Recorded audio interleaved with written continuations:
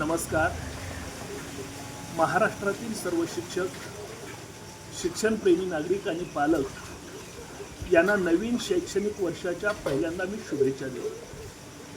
आज 15 जून, नवीन शैक्षणिक वर्ष आजपासून आरंभ होत आहे. या नव्या वर्षाचं स्वागत करण्यासाठी शाळा सज्ज आहेत. शिक्षक आपल्या आगमनाची आतुरतेनं वाट पाहत आहेत. इयत्ता पहिलीमध्ये नव्यानं प्रवेश घेणाऱ्या सगळ्या विद्यार्थ्यांच्या स्वागतासाठी शाळा सज्ज झालेल्या आहेत. शाळांची रंगरंगोटी, वर्ग स्वच्छता आणि सफाईची कामं पूर्णत्वाला गेलेली असून शाळामध्ये गणवेश आणि पाठ्यपुस्तकं उपलब्ध झालेली आहेत. आज गुलाब पुष्प देऊन विद्यार्थ्यांचं स्वागत शाळामधून केलं जात आहे.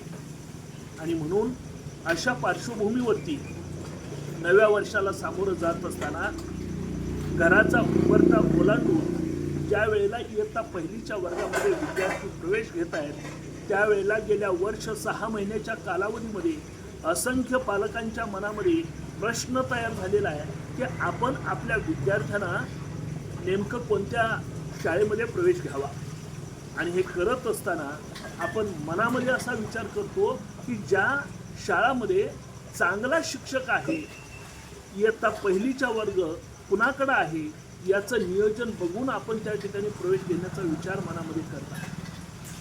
मला सहज या निमित्तानं आपल्याला विचारायचं आहे की सर्व पालकांना आज असं वाटतं की माझ्या विद्यार्थ्यांना चांगला शिक्षक मिळाला पाहिजे, पण पुढं जाऊन माझ्या पाल्यानं चांगला शिक्षक व्हावं असं किती पालकांना वाटतं, हा प्रश्न या निमित्तानं निर्माण झाला आहे. व्यवस्थेमध्ये अनेकविध स्वरूपाचे बदल सातत्यानं होत आहेत आणि हे बदल करत असताना शिक्षकांच्या वरती असंख्य स्वरूपाची अशैक्षणिक कामं लादली जात आहेत आणि ज्याचा परिणाम शैक्षणिक गुणवत्तेवरती होतोय. पाठीमागच्या 2-3 वर्षाच्या कालावधीमध्ये शिक्षकांची ही व्यथा आणि वेदना समाजासमोर मांडण्याचा प्रयत्न सातत्यानं संघटना म्हणून आम्ही करत राहिलो आणि आम्हा शिक्षकांना शिकवू द्या आणि विद्यार्थ्यांना शिकू द्या हे अर्थ घेऊन महाराष्ट्रामध्ये लढा उभा करण्याची वेळ शिक्षक संघटनांच्या वरती आलेली होती. आता यावर्षीच्या उन्हाळ्या सुट्टीमध्ये आपण सर्व पालकांनी अनुभव घेतला की विद्यार्थ्यांना सुट्ट्या लागलेल्या आहेत, पण शिक्षक मात्र कर्तव्यावरती काम करतायत. ज्या शिक्षकांच्या वरती BLOच्या कामाची जबाबदारी आहे, असे सगळे शिक्षक SIR कामाच्या निमित्तानं घरोघरी आलेले आपण बघितले. यावर्षी जनगणना होती आहे, कुटुंब गणनेचं काम शिक्षकांच्या वरती होतं आणि ऐन उन्हाळ्याच्या सुट्ट्यामध्ये शिक्षक आपल्या घराघरापर्यंत आलेले आहेत. आणि एक गोष्ट या निमित्तानं आपल्याला लक्षात आलेली आहे की जनगणना आणि निवडणुका ही 2 राष्ट्रीय कर्तव्य शिक्षकांनी स्वतःहून स्वीकारलेली आहेत आणि त्याच्यामध्ये आम्ही कुठंही तडजोड करत नाही. असं असताना शिक्षकांच्या वरती असंख्य स्वरूपाच्या अशैक्षणिक कामाचा बोजा लादला जातोय आणि ज्याचा परिणाम शाळा स्तरावरच्या गुणवत्तेवरती होतोय. पण याच्यामधून देखील मार्ग काढत विद्यार्थ्यांना दर्जेदार आणि गुणवत्तापूर्ण शिक्षण देण्यासाठी या महाराष्ट्रामधला जिल्हा परिषद, नगरपालिका आणि महानगरपालिकेच्या शाळांमध्ये काम करणारा शिक्षक हा निश्चितपणानं कटिबद्ध आहे.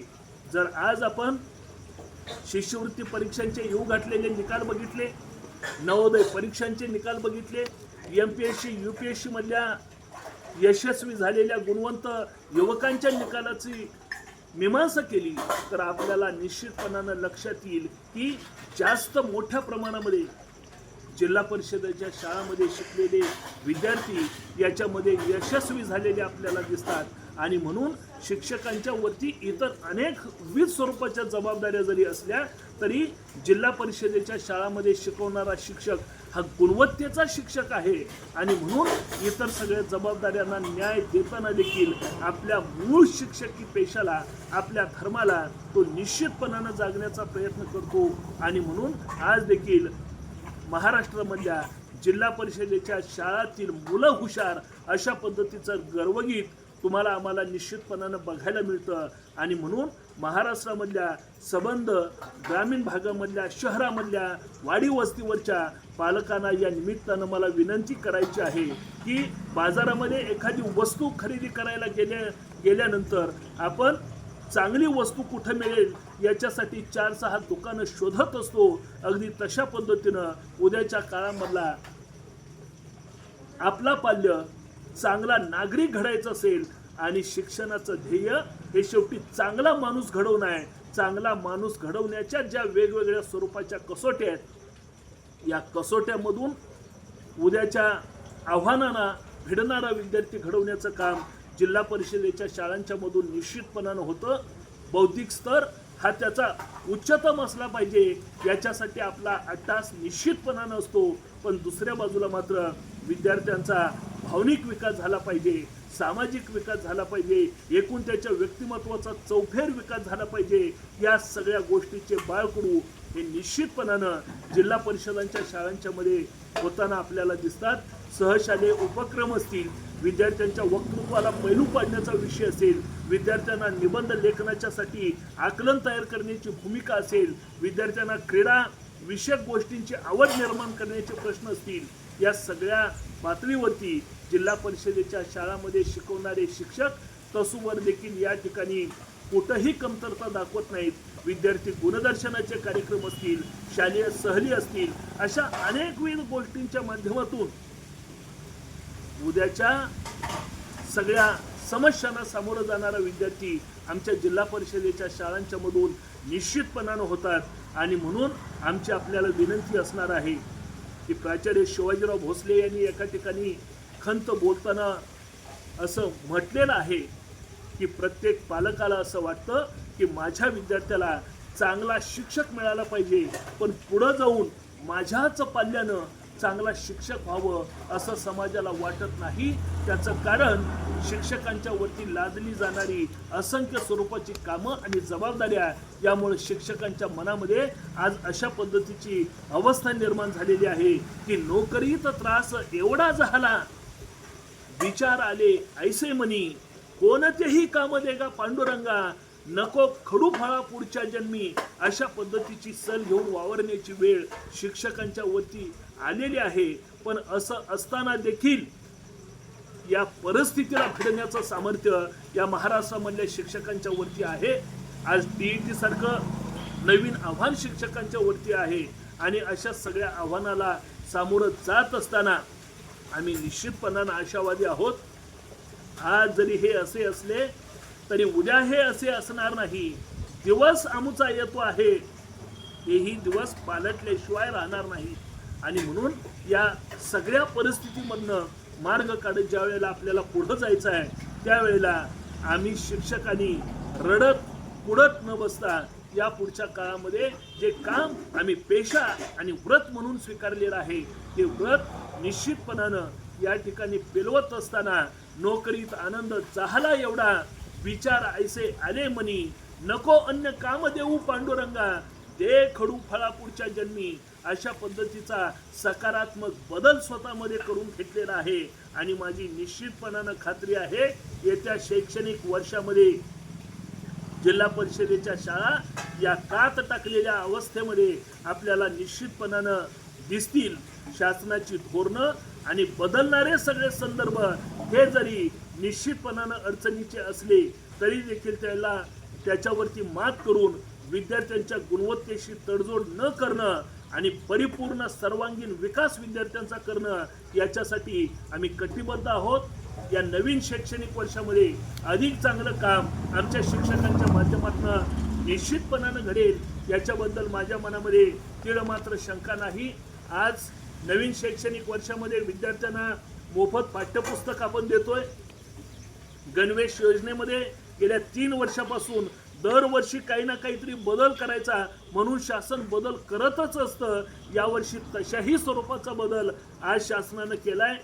गतवर्षी एका विद्यार्थ्याच्या गणवेशासाठी 300 रुपयाची आर्थिक तरतूद होती. महागाईचा निर्देशांक दरवर्षी वाढत असताना आणि बदलत असताना यावर्षी 260 रुपयाची तरतूद केली आहे.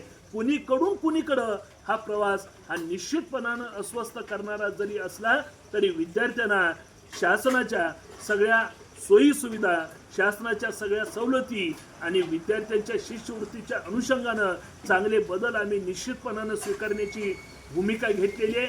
गतवर्षीपासून इयत्ता 4थी आणि 7वीला शिष्यवृत्ती परीक्षा या ठिकाणी अंतर्भूत करण्यात आलेली आहे आणि या नवीन शैक्षणिक वर्षाला सामोरं जात असताना इयत्ता 4थीचे आमच्याकडचे विद्यार्थी या परीक्षेला सामोरे जाणार आहेत. त्याची सुरुवात जून महिन्यापासून निश्चितपणानं शाळांमधून घडेल. पण हे करताना पालकांना मला विनंती करायची आहे की वेगवेगळ्या पद्धतीच्या खाजगी प्रकाशनाच्या अनेक परीक्षा समाजामध्ये येत आहेत. त्या परीक्षेचा स्तर, त्याचा दर्जा, घेणाऱ्यांची वैचारिक पातळी आणि आर्थिक व्यवसायाचा भाग म्हणून अशी प्रकाशनं आपल्या पुढं परीक्षांचा भडीमार करत असताना या परीक्षांच्या पाठीमागं किती वाहवत जायचं आणि शिक्षकांच्या वरती किती त्याचा बोजा टाकायचा याचाही विचार करण्याची वेळ आज निश्चितपणानं आलेली आहे. इयत्ता 1लीला प्रवेश घेतानाच काही पालक अज्ञानापोटी शिक्षकांना विचारतात की 1लीमध्ये आम्ही विद्यार्थी तुमच्याकडे पाठवतोय, पण यावर्षी त्याला कोणत्या स्पर्धा परीक्षांना बसवणार आहे. पालकांना या निमित्तानं आवर्जून लक्षात घेतलं पाहिजे की वर्गामध्ये 30, 35, 40 विद्यार्थी इयत्ता 1लीमध्ये असतात.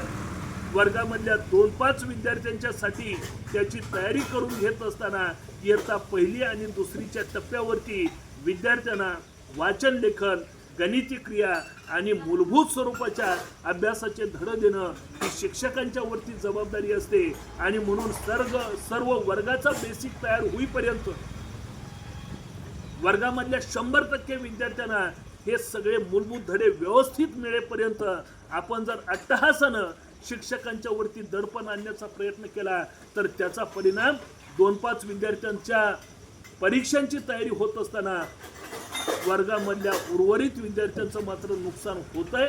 आणि म्हणून ते देखील टाळण्याच्यासाठी म्हणून आपण विचार केला पाहिजे. विद्यार्थ्यांना इयत्ता 3री आणि इयत्ता 4थी या दोन्ही वर्षामध्ये स्पर्धा परीक्षेच्या दृष्टीनं तयार करण्याच्या मध्ये देखील आमचा शिक्षक अजिबात तसूभरही पाठीमागं निश्चितपणानं सरकणार नाही. आणि म्हणून शिक्षकांच्याकडनं कामाची अपेक्षा करत असताना, विद्यार्थ्यांच्या गुणवत्तेच्या तयारीच्या अनुषंगानं अपेक्षा करत असताना पालकांना या निमित्तानं दुसरी विनंती करायची आहे की शिक्षकांनी दिवसभरामध्ये जे वर्ग अध्यापन केलं आणि सायंकाळी वर्ग सुटत असताना विद्यार्थ्यांना जो गृहपाठ दिला तो गृहपाठ व्यवस्थितपणानं पूर्ण झाला का याची खातरजमा पहिल्यांदा घराघरामध्ये झाली पाहिजे. आणि गृहपाठ पूर्ण झालाय तो तपासून शिक्षक निश्चितपणानं मार्गदर्शक सूचना करतील. पण हा गृहपाठ पूर्ण करण्याच्यासाठी विद्यार्थ्यांची बैठक तयार होईल. या दृष्टिकोनामधनं देखील आपण पालक म्हणून देखील अत्यंत जागरूक असलं पाहिजे.